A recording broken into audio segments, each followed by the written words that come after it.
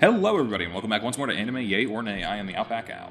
I'm Chibi New. And I'm Envy Jitters. And we're back, and this time we're not really doing anime this month. We're doing something else entirely. I don't know what the original thought was as far as like how to transition into this kind of thing, so whatever. We decided to watch a bunch of Steven Spielberg cartoons from back in the 90s because they're all amazing. So, yeah, we watched Tiny Toons this week.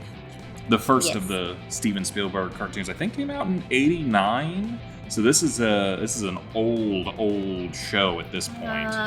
So original 1990. release 1990. Yeah, okay, well, close enough. I mean, this was one of the first Steven Spielberg Presents cartoons. Big childhood thing, I feel like, for a lot of people. So other than Envy, this is your first time watching one of these things. What's your initial impressions here, man? I will say this. I watched a little bit of Looney Tunes growing up. I know it's kind of a branch adjacent. I was more of a Tom and Jerry guy. That was the stuff I watched all the time as a kid. But I still watched Looney Tunes whenever I was a kid. And I still have a fondness for them. I mean, it's Looney Tunes. I mean, it's just one of those things. It's like it's been around for generations upon generations. And I understand the appeal of Tiny Toons Adventures is basically Star Trek The Next Generation, except Looney Tunes. We have a whole new generation of tunes that are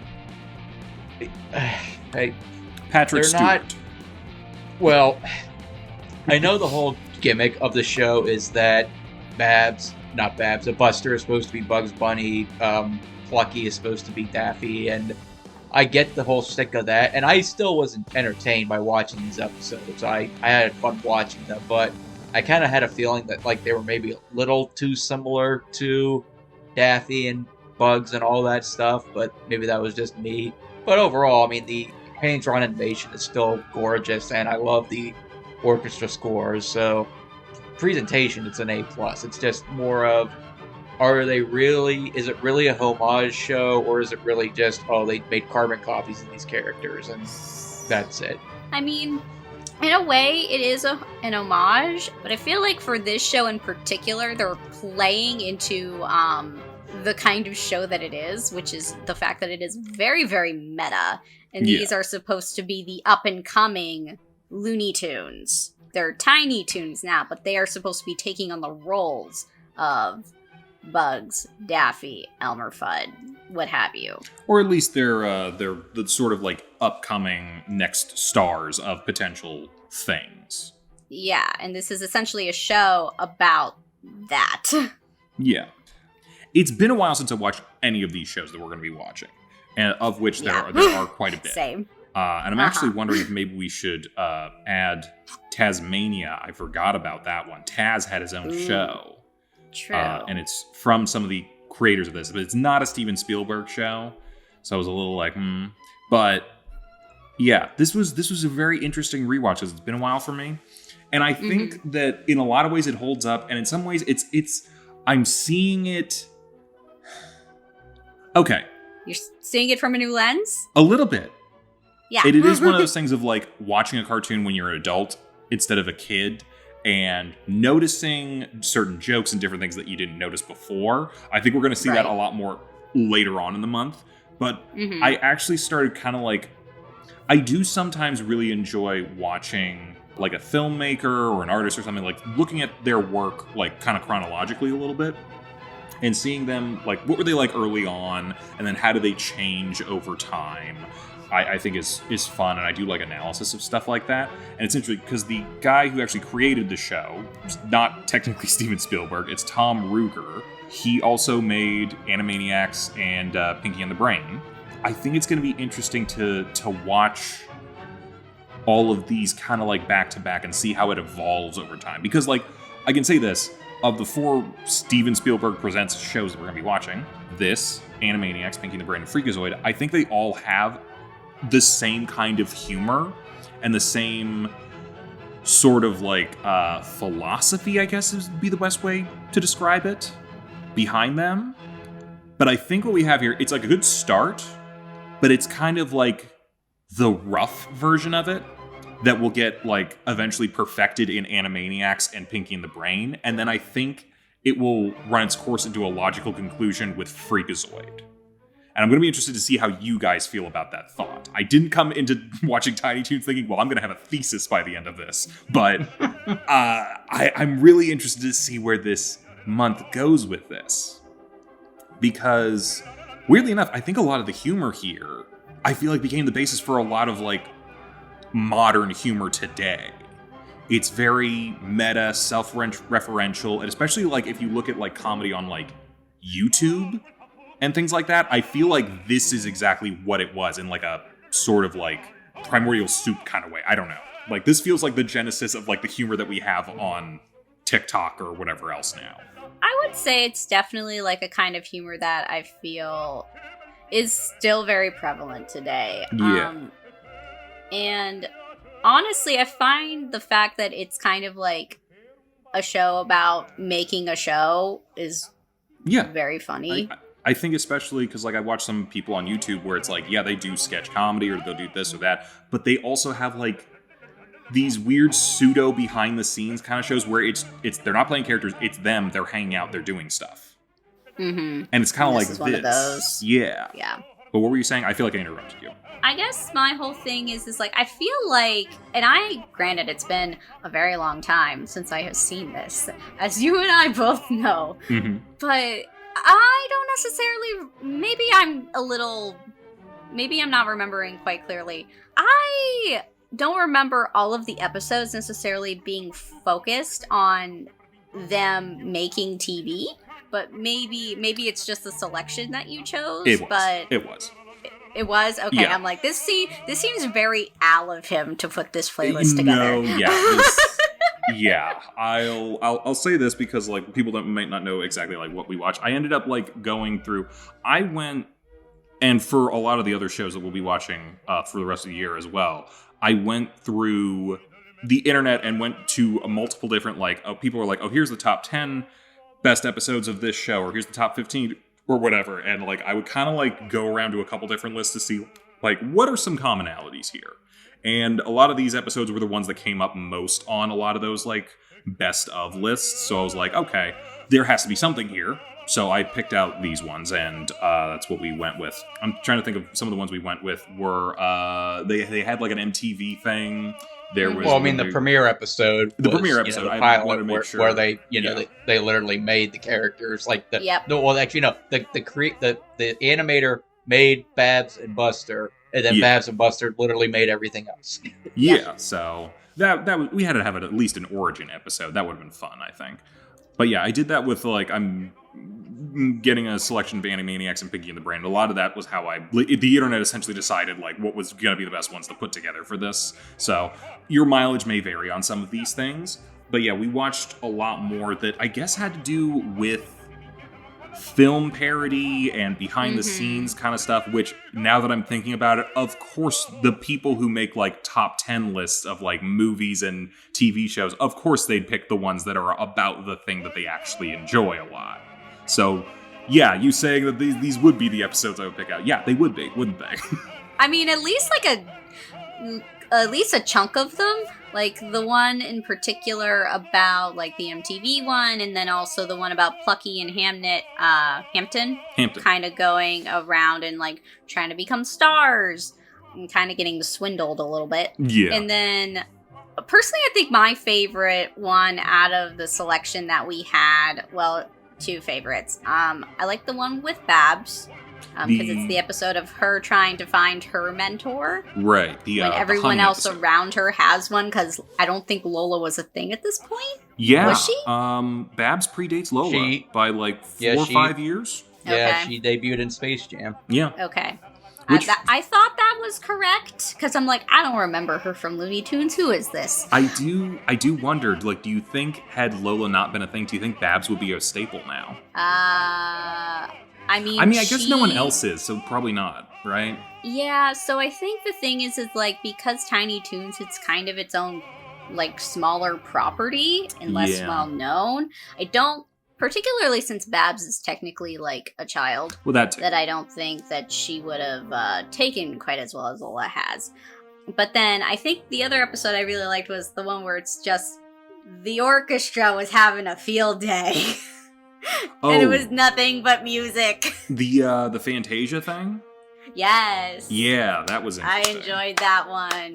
Which one was that one again? You know how I like score. That was real good. Well, I mean, that was the MTV episode. No. The one where they're with the monitors and Bugs is getting angry with Buster. That was part of the MTV episode. Yeah. Was it? Yeah, because they were like, okay, we're gonna do like two things and another thing, and now we're gonna like let's do a classical one for everybody. That was how they introduced it. That was still part of the MTV episode. Okay, I just was getting I got kind of lost because there were no openings and endings. I did cut those because I figured I at a certain couldn't keep point, track of what was going on if I briefly looked down at my phone. I'm sorry. I will. No, you're okay. No. I think I should probably put a little bit more space between some of these because they do kind of run into each other a little bit, and they don't always use title cards sometimes. No. I mean, normally, the fade in is normally, the main character of whoever the episode is. So that was definitely, an indicator for me, but, sometimes there just weren't. Yeah. But yeah, I enjoyed these. These are fun. Yeah. Little trip down memory lane that I completely forgot about. I feel like I laughed a few times. I definitely didn't laugh as much as I did as a kid because it is, I think for the most part, is still very, I guess, basic kind of childish humor a little bit. I'm saying that like I'm so sophisticated myself. I'm not. I actually found a lot of the humor to be way more adult than I remember it being. In some spots, yeah. But I guess oh no, in quite a few spots. I don't know. I feel like and this is kind of what I'm saying when I said the thing about I feel like this style and the style of humor got perfected later. I feel like the jokes didn't have as much punch as I remembered them having. It's not necessarily that they didn't have as much punch, is the fact that they're a lot more subtle. Yeah, I mean, I'm used to subtle jokes. I don't know. I feel like this is more tongue-in-cheek. It is. Than I think more of what you're thinking of as a joke then. No, Which I get that. Tongue-in-cheek kind of works a little bit more for me because dry humor is also a little bit more of what works for me as well. No, I'm a big fan of that. But I just feel like even those ones, the kind of nods and winks to the camera and this and that, I feel like I remember this show back in the day having way more jokes like that and the slapstick and everything. And it has a lot of slapstick in it. But I guess I just remember being a little bit more funny. And I don't know if it's just my taste has changed since then a little bit. Or maybe it's the episodes? Possibly. But I'm remembering some of the other ones that I've watched in the past a little bit. And I'm trying to piece together, well, if these ones I didn't find as funny as I would hope, what ones did I? But I think it, to me, comes back to, I also remember watching Animaniacs a lot more than this. Me too. And I do think that everything that they did in Tiny Toons was, in a weird way, kind of the building blocks upon which Animaniacs kind of shines more than anything. Yeah. So... Again, this is going to be an interesting thing to watch the progression of these shows, I think. What did you guys think about the one that was actually written by 13-year-olds? I mean, it was cute that they allowed them to do that. It got nothing really else to say about it. I thought that one was fun. It's not quite as cohesive, I think, as the other episodes for reasons. But, was that part of a contest or something? They got to write an episode? I forget. I'm going to try to look it up. But I do remember that was an actual thing of they were in the 8th grade. How did they get that? I can't remember whether they won a contest or whether they were oh, it was the only one where Steven Spielberg voiced himself. That's interesting. Oh, interesting. It kind of makes you wonder, though, did Steven Spielberg just saw Amblin, was had successes with E.T. and Goonies. It's you know what? I'm going to have my studio produce cartoons, or at least help produce cartoons. I never got around to what was the Steven Spielberg's actual thing in all this. I mean, to some degree, I do feel like he was just kind of putting his name on something. I feel like he was just the one, fronting the bill. for a lot of this. Yeah. And so, because of that, he gets to slap his name on it. Yeah. Like, I'm sure he had, like, some hand in it, but, like, there's an interesting joke much later in Freakazoid, after Tiny Toons and Pinky and the Brain and Animaniacs have all, like, been out for a while, where Wacko and the Brain show up in Freakazoid, and they're like, well, we're Steven's favorite. No, we're Steven's favorite. And they all have to go to Hollywood to go talk to Steven Spielberg. And they're like, which one of us is your favorite? And he just looks at them all like, who are you people? So, yeah, I don't know. Like, it does feel very much like a Daddy Warbucks kind of situation, at least to me. But he might have had his hand early on very closely with the stuff. But they were, like, none of them are created by Steven Spielberg. Tom Ruegger seems to be the main guy who was the creative force behind a lot of these to begin with. I mean, I'm also seeing, like, in, like, a lot of the credits, like, I'm assuming a lot of this was a closely knit group of people doing this together because, one, they all have the same creator, but a lot of, like, I think the writers and the composers and a bunch of other people, even some of the animators in that, all went on to do other things with Warner Brothers or with these guys. Like, I saw distinctly Bruce Timm and Paul Dini, who are two of my favorite animation creators out there in this because they made Batman, and they worked on these early on, so... Well, and also, I don't know so much about this show, but I know in Animaniacs, there's a lot of the voice actors that are the same. Like they have a small voice cast voicing a bunch of people. So yeah, I mean, they have quite a voice cast for this one. Oh, it's extensive. He's very big. They have Jim Cummings. They got Rob Paulson, Frank Welker, Maurice LaMarche. Cree Summer. Yeah, of course, Cree Summer. She's Elmira. I know. Yeah, that's one other thing. I heard for years that Elmira, how do you say her name? Elmira? Yeah, Elmira. I've heard for years that she was the most infamous character on the show. Like, she was purposely annoying, but then for some reason they decided to make Pinky and the Brain and Elmira later. So, like, after watching her in the show, yeah, why did she become a thing? Like, so prominent? There is an episode in Pinky and the Brain about exactly that. Well, you're gonna need to put it on the list. I don't know if I included it in there, but... I mean, she is made as one of the antagonists. Yeah. And so she's kind of like the younger counterpart to Elmer Fudd, how, like, Montana Max is, like, the younger counterpart to Yosemite Sam. Yeah. As far as that all goes, it was an executive decision where the people who didn't actually, like, write or create the show were like, no, put Elmira in because we want to, like, tie it in with Tiny Toons or whatever. It'll, like, it's like when you add another character later in seasons because you're dipping in ratings or something like that, and you're like, well, a cute kid will help, or, like, this will do something, shake things up a little bit, and everyone on the creative team was like, no, that's a bad idea, and they were we'll do it anyway. I get that she serves her role as, you know, the antagonizing force in Tiny Toons. I get it, but, like, and I get it, you know, she's purposely annoying, and Cree Summer does a good job voicing her as annoying as possible. It's just that when you put her in the starring role, you get the annoyance right front and center. Yeah. And it's like, at that point, she's not an antagonist anymore. She's part of the three-man crew that you're creating. I think they had, like, a specific episode in the original Pinky and the Brain where it was, like, Pinky, the Brain, and Larry. And they set up, like, a Three Stooges kind of situation where they're like, why are things not working? They're, like, going worse than usual. Why is that? Oh, because we added a Larry. Why is there a Larry? That's really stupid.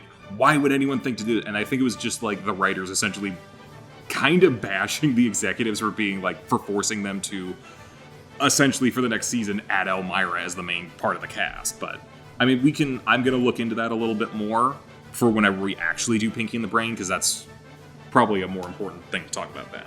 But I don't know, did you guys have a favorite character out of this one? Oh, yes. Mm-hmm. Go Dodo. I'm trying to remember. I'm pretty sure he's based on the Martian, like, bird people, yes. right? Yeah. Yes, he is. Uh-huh. Yeah, he was fun. I'm trying to think. He did have, like, an episode where there was, like, people trying to poach people from Wacky Land. Mm-hmm. That was a weird but also very interesting one. Like, I'm trying to think.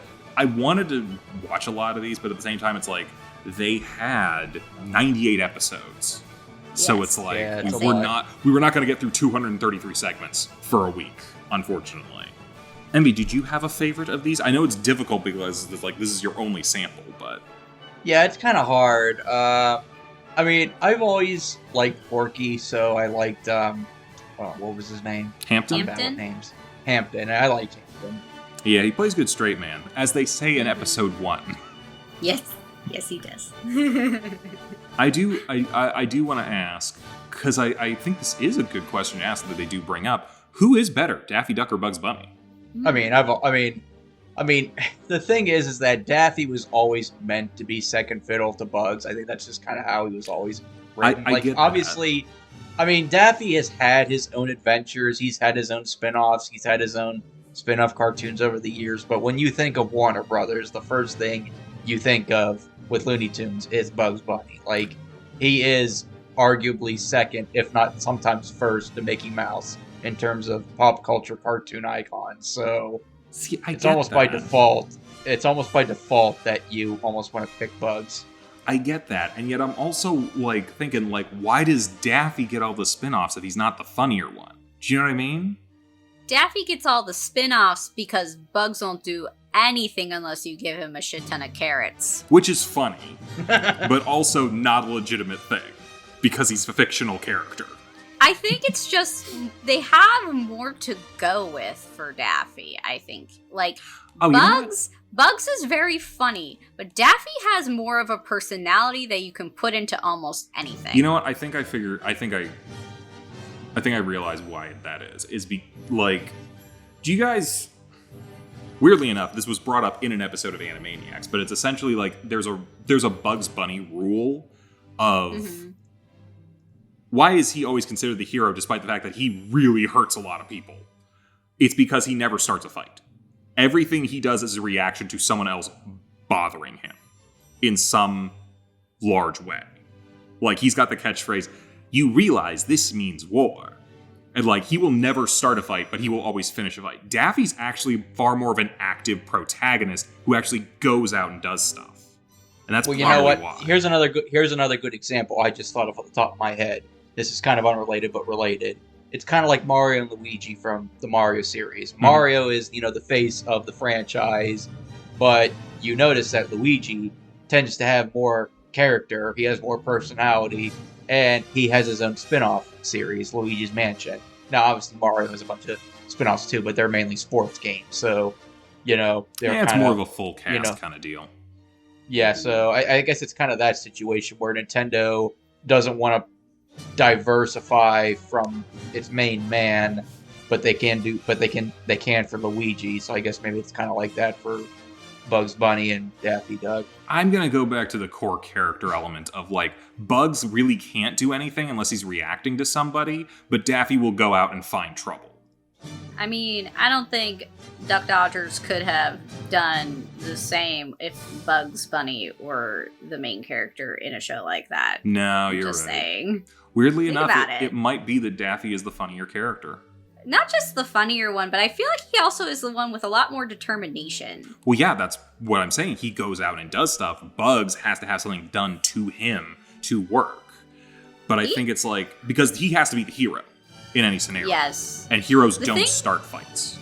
The thing also with Bugs is normally when you find him at the start of an episode, he is always either sleeping or he is sitting by a pool. He's minding his own business. And then someone comes along and ruins his day. Versus Daffy is kind of allowed to be a little bit of a villain in his own stuff.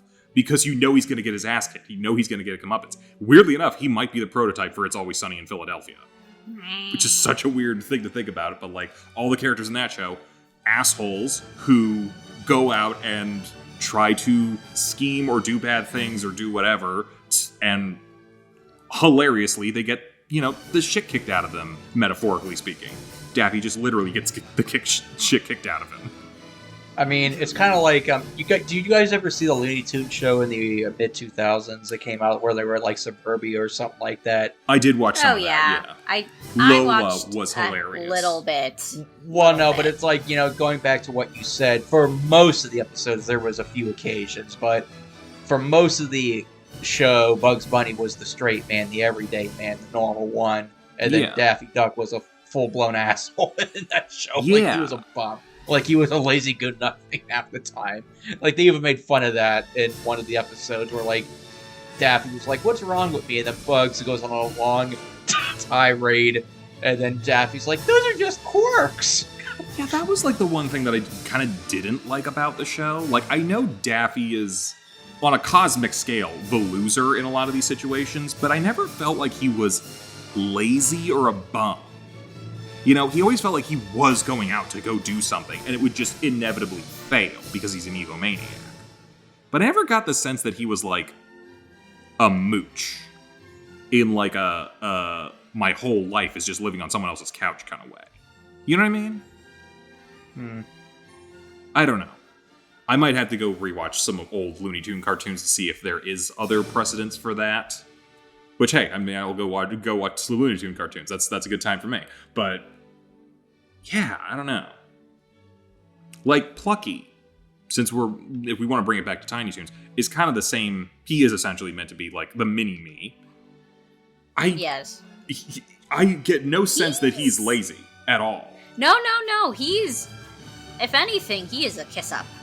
Yeah, no, he does that, but, like, he's very much, like, not a good person necessarily, but I don't think you would say he's a far more sympathetic character though sometimes. A little bit, like, you get where he's coming from. He just usually goes about it the wrong way, and I think that was more the thing that I feel like maybe that's how Looney Tunes show should have done Daffy a little bit, but they just kind of made him an ass. I think they just didn't know what to do with him. They're like, okay, normally he's butting heads with Bugs, let's just make him an ass. Yeah. And maybe that's a writer's room thing. Probably. I don't know. That being said, absolutely love what they did with Lola. Lola was hilarious. Well, considering the fact that, it's been talked about over the years how in the original Space Jam, she was literally the sex symbol and had literally no other personality. And so for years, she was just... I mean, she was in Baby Looney Tunes, but other than that, she really didn't have a lot of other appearances. So, yeah. What did they decide to do with? What did they decide to do with her in the Looney Tunes show? Just make her. Who voiced her? Kristen Wiig. Yeah, Kristen Wiig. Just make her that. It wasn't a bad idea. I have a question. Does anyone remember the show Lunatics Unleashed? Yes, I've seen it. I think I remember a little bit of it. Part of me wonders whether I should go back and watch some of that to see if there's anything of value there. Because conceptually, it's one of the stupidest ideas I've ever heard. You're going to make the Looney Tunes into superheroes and take it seriously. But I'm like, that doesn't sound like a good idea. But maybe there was something there. I don't know. It feels... When did that come out? That had to be like the early 2000s. But it feels like such a 90s thing. You know what I mean? I think it was like the late... it was either the late 90s or the early 2000s. But I think it was like 2002 maybe? It's in 2005. Oh, never mind. Oh, so mid 2000s. We were going edgy at that point. I mean, I guess maybe I could see it a little bit, but it's... God, that was a weird... That's ironic idea. Because that's when that's ironic because that's when Baby Looney Tunes came out in 2005. So you literally made them babies and then made them edgy superheroes at the same No, Baby year. Looney Tunes came out in 2002. It ended in 2005. Oh, never mind. They were like, enough of this baby shit, time to get serious. Yes, but they also had Duck Dodgers in 2003. Yeah, but that was like straight up goofy ass shit. I loved that That was show. that was a fun show. That show came out on Blu-ray recently. I might have to pick it up. So we're kind of going all over the place with Looney Tunes a little bit. No. We should a little bit. But how fitting. We're going Looney. Yeah. I guess where does this sit with you guys in comparison to some of these other things, Tiny Toons with Looney Tunes and everything else? I mean, you can't really touch any of the old Looney Tunes cartoons because they're they started this whole thing, basically. But, I mean, how do you feel like it holds up against some of those ones? My thoughts are more that it's taking, like, certain character archetypes and kind of putting them into sort of a different kind of formula. Mm-hmm. And using it in a way that is not necessarily completely for slapstick, but more for sort of like kind of doing a little bit of commentary and sort of making it a show for kids that isn't necessarily completely as violent as its predecessor is kind of what I'm seeing with it, but also just kind of like, I feel like this was someone's passion project almost, where it's kind of like it's a show about making shows, which for the episodes that we saw here, that definitely shines through, but maybe that's just from what I have seen. No, it's from what you have seen, I think. I talked about that a little bit, of where I got these from and probably why these were picked. I'm trying to remember some of the other bits of the show and a lot of it did have to do with, like, going to school. That was a big component. Yep. And a lot of it was, like, individual projects. But at the same time, weirdly enough, it would have a behind-the-scenes kind of thing, because they are, like, essentially at an arts school kind of thing. So... Yeah, didn't they make a reboot a couple years ago where they were back in school? Last year. It is Looney Tunes Looniversity. Yeah, Tiny Toons Looniversity. Where they're Tiny Toons still, but they are now older. They are no longer children. Yeah, because obviously Animaniacs had the reboot, in like the early 2020s, but then I remember hearing about a Tiny Toons revival too. Switched around a lot of the voice cast. Yeah, I mean, like I said, I enjoy, like, going back to what you say about how it compares. I mean, it's weird because I've only seen, like, what was it, like 6 episodes total that we watched? 6 or 7, something like that. Yeah.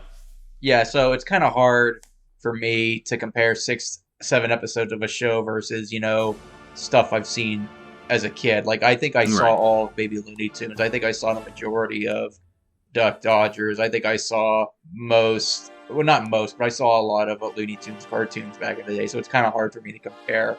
I will say, if I was a kid watching this back in the 90s or, 2000s, I think I would probably enjoy it a lot more, and I could see why this became popular and why it became the start of the Spielberg cinematic universe. But I overall enjoyed it. I had fun with it. It wasn't my favorite thing, but, like I said, it still had a charm to it that I enjoyed. Yeah. I'm trying to think, like... And I think one of the things that might hamper this just a little bit rewatching it now, and it's probably why they rebooted it. I think because the style of humor changed a little bit, and because they were, like, being a little more meta and making, like, pop culture jokes and some of the stuff like that, I think it does kind of, like... The old Looney Tunes shows are, like, timeless because, like, they were not just of their time, but, like, kind of these universal story kind of things. Mm-hmm. And this one, I do like what they did, and I do think that, like, again, I think either consciously or subconsciously, a lot of people are, like, basing their humor off of this and Animaniacs and other stuff like that. I do think, unfortunately, you do lose a little bit the older it gets. Yeah. Because, like, Plucky and Hampton Go to Hollywood. I know who all those people at the restaurant were, and all the jokes that they were making about them. There were not as many as I was hoping for, but, like, I knew what everything was going on. You didn't have to tell me who they were. If I dropped a 10-year-old in front of this, they'd have no fucking clue who anyone was, or know any jokes. If you dropped me in front of that episode, I wouldn't be able to name any of those people. Did you not know anyone? No! Did you not I'm not the film buff here! They weren't all... I mean, a lot of them were. You couldn't recognize Arnold Schwarzenegger, or Jack Nicholson, or Cher, or Mike Tyson? I mean, I probably wasn't thinking of them as those specific people. All right, that's fair. Did you recognize Batman? Yes. Okay, that's all we really need. Another Warner Brothers property, just put them in there. I will admit, I think the biggest chuckle I got out of all the episodes was when, they were in Hollywood and they were, being in the restaurant thinking it was a film set. Batman comes in. He takes off his coat and it's fucking Michael Keaton. I got a big chuckle out of me. And it's just like the over-exaggerated Michael Keaton. You gotta remember, that was like last year for them. I know. I know. I know. No, I know it was timely for them, but even like it would have been funny regardless of what Batman it was. Like maybe Adam West would have been a little too on the nose, but like it would have been like now just like doing that with Robert Pattinson or Christian Bale.